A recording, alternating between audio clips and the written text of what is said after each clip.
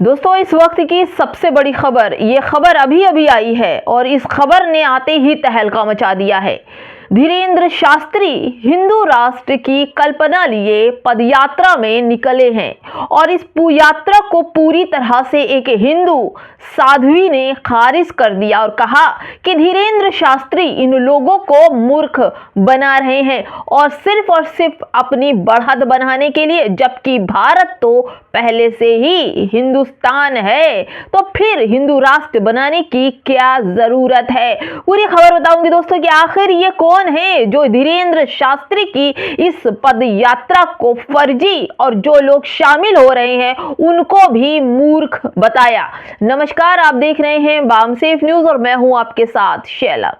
इन दिनों धीरेंद्र शास्त्री ने बड़ी ही मुस्तैदी से हिंदू जोड़ो अभियान निकाला और हिंदू जोड़ भी रहा है, उनके साथ पदयात्रा में भी निकला हुआ है, क्योंकि पदयात्रा का मकसद है हिंदू राष्ट्र बनाना और इस हिंदू राष्ट्र बनाने के लिए उनके साथ लाखों लोग पदयात्रा में निकल चुके हैं।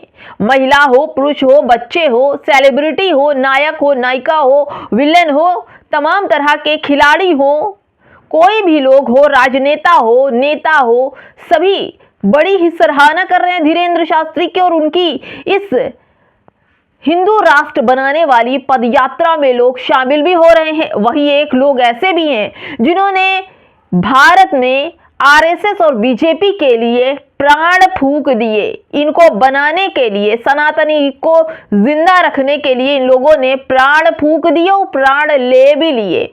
और अब धीरेंद्र शास्त्री पर उन्होंने ऐसी बात बोल दी है कि आपको सुनना चाहिए, क्योंकि ये पर्ची वाले बाबा तो फर्जी निकले और फर्जी निकलने के बाद ऐसी एक महिला साध्वी का बात सामने आई है जो खुलकर मुखालफत कर रही हैं और कह रही हैं कि ये जो धीरेंद्र शास्त्री हैं लोगों को मूर्ख बना रहे हैं। सत्ता की लालच में ये सब कुछ हो रहा है, जबकि भारत पहले से हिंदू राष्ट्र है। देखिए दोस्तों, ये जो साध्वी हैं जिन्होंने आरएसएस और बीजेपी का बड़ा साथ दिया जब बाबरी मस्जिद का केस था, केवल और केवल इनका नाम ही उछल रहा था। जी हां, आप लोगों ने सही सोच लिया। उमा भारती भारत की, बीजेपी की और आरएसएस की बड़ी ही पुरानी प्रवक्ता भी हैं और साध्वी भी हैं। मुसलमानों के लिए जिस तरह की सोच रखती हैं वो तो आप समझते ही हैं, लेकिन इन्होंने धीरेंद्र शास्त्री को पूरा क्रेडिट लेने के लिए बिल्कुल मना कर दिया और कहा कि धीरेंद्र शास्त्री इस पूरे हिंदू राष्ट्र बनाने का जो क्रेडिट है वो ले रहे हैं, जबकि इसकी शुरुआत मैंने की थी। और मैं ये कहूंगी कि हिंदू राष्ट्र बनाने बिल्कुल फर्जी है, जबकि धीरेंद्र शास्त्री हिंदू राष्ट्र बनाने के लिए लोगों को अपने पीछे दौड़ा रहे हैं। लेकिन जिस तरह से उमा भारती का बयान आता है और ये कहती हैं कि इसकी शुरुआत तो हम लोगों ने की थी और अब इसकी जरूरत क्या है। धीरेंद्र शास्त्री केवल और केवल लोगों को मूर्ख बना रहा है, अपने पीछे नचा रहा है और अपनी बढ़त बना रहा है, जबकि भारत तो पहले से ही हिंदुस्तान था, यानी हिंदुओं की रहने की जगह थी। तो फिर हिंदू राष्ट्र बनाने का मकसद क्या, क्यों जरूरी हो गया हिंदू राष्ट्र बनाना। बड़े ही तीखे और तलखे लफ्ज में उन्होंने कहा ये बात। दोस्तों, उमा भारती ने हिंदू राष्ट्र के बारे में अपने विचार रखे हैं और कहा है कि धीरेंद्र शास्त्री ने अपनी पदयात्रा के दौरान हिंदू एकता और राष्ट्र के विचार के बारे में बात की है। मैंने इससे पहले विचार जोड़े हैं। उमा भारती ने कहा कि भारत को हिंदू राष्ट्र बनाने की जरूरत नहीं है। हिंदू राष्ट्र के नाम पर वैमनस्यता ना फैलाएं, देशवासियों को मूर्ख ना बनाएं। यह पहले से ही एक हिंदू राष्ट्र है जिसे ऐतिहासिक रूप से आर्यवत या वैदिक भूमि की रूप में जाना जाता है, जिसका नाम हिंदुस्तान पहले ही है। लोगों को अपने अंदर इस सच्चाई को पहचानना होगा। यानी कि धीरेंद्र शास्त्री जो पदयात्रा निकाल रहे हैं, हिंदू राष्ट्र बनाने की बात कर रहे हैं, ये पूरी तरह से उमा भारती ने इस पूरे माहौल को फर्जी बता दिया और कहा कि ये सब लोगों के बीच भ्रम फैला रहे हैं। धीरेंद्र शास्त्री लोगों को मूर्ख बना रहे हैं और अपनी बढ़त बना रहे हैं पर्ची वाले बाबा।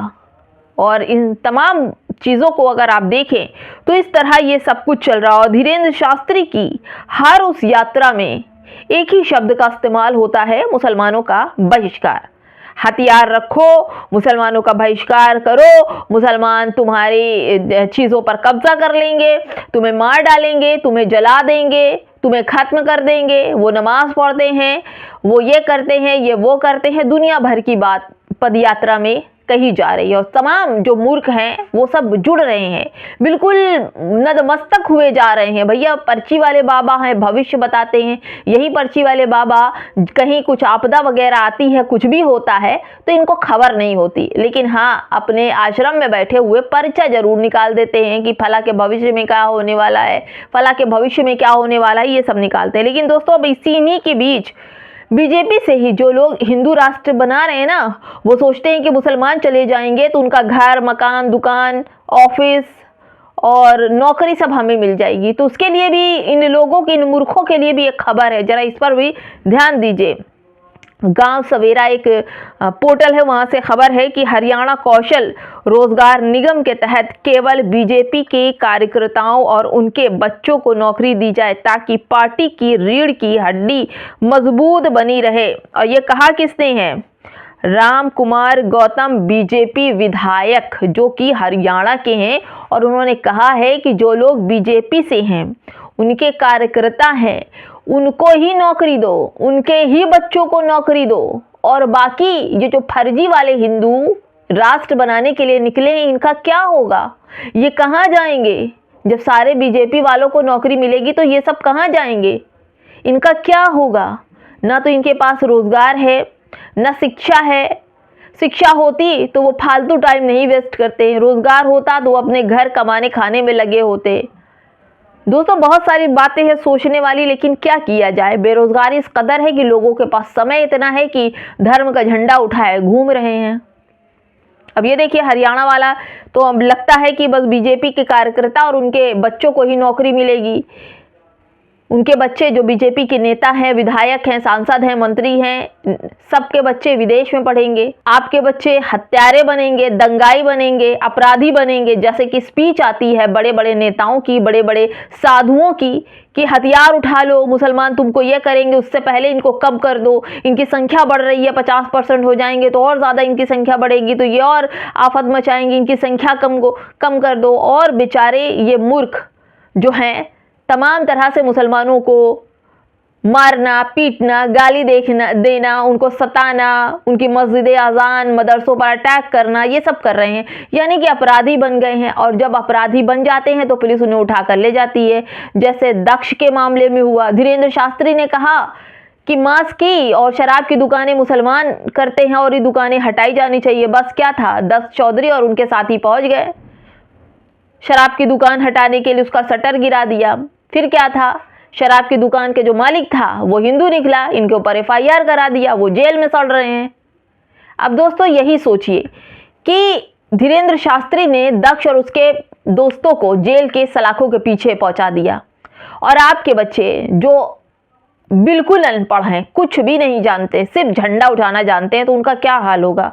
उन्हें जिस तरह से उकसाया जा रहा है, बहलाया जा रहा है, फुसलाया जा रहा है, बड़ी अफसोस की बात है। और फिर एक खबर आ जाती है, यह खबर ही बड़ी दिलचस्प है दोस्तों, कि हरियाणा कौशल रोजगार निगम के तहत केवल बीजेपी के कार्यकर्ता और उनके बच्चों को नौकरी दी जाएगी, तब बीजेपी की रीढ़ की हड्डी मजबूत होगी। बाकी आप लोग जाए भाड़ में, आप लोग धर्म का झंडा उठाइए, जय जयकारा लगाइए, किसी न किसी साधु या नेता के पीछे जय जयकारा लगाते रहिए। आपको तो नौकरी की जरूरत है नहीं, आपको तो खतरा मुसलमानों से है। खतराते रहिए, डरते रहिए मुसलमानों से, क्योंकि आपको तो आपकी ज़रूरत की चीज़ चाहिए ही नहीं, आपको मुद्दे तो चाहिए नहीं। धर्म का झंडा थमा दिया गया, बस जय जयकारा लगाते रहिए।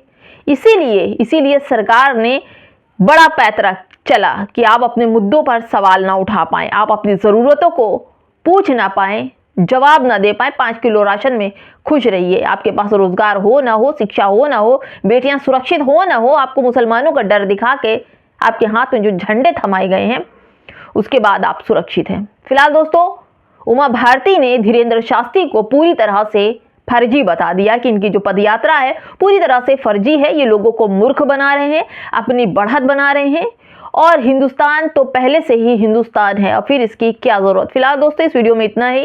कमेंट बॉक्स में हमें ज़रूर बताइएगा कि धीरेंद्र शास्त्री आखिर ऐसा क्यों कर रहे हैं, क्यों पदयात्रा निकाला इन्होंने। नमस्कार।